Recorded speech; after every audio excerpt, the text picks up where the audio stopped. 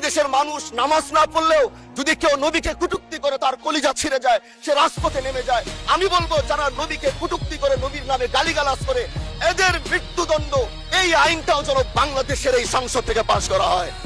আজ দাঁড়িয়েছি, হয়তো আমার কথা অনেক লম্বা, আমি জানি না আপনি আমাকে সময় দিবেন কিনা, কিন্তু আমি বলতে চাই মাননীয় স্পিকার, আমরা যেই জায়গা থেকে দাঁড়িয়েছি, বাংলার 30 থেকে 40 লক্ষ উলামায়ে কেরাম আমাদের দিকে তাকিয়ে রয়েছে, কারণ তাদের কণ্ঠ, তাদের সে আওয়াজগুলো আমরা যেন জাতীয় সংসদ থেকে দিতে পারি।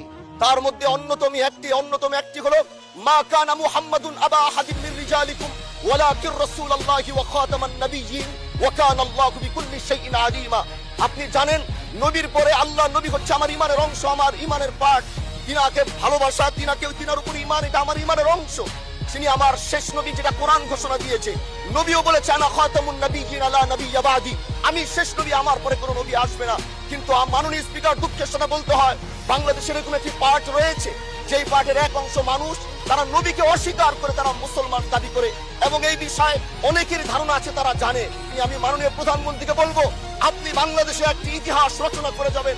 আপনার মাধ্যমে যদি এটা স্বীকৃতি পায়, যারা নবীকে অস্বীকার করে তারা কোনোদিন মুসলমান থাকতে পারে না, এটা আইনের মাধ্যমে, এটা বাংলাদেশের পার্লামেন্ট থেকে ঘোষণা হবে, সেটা আমরা চাই।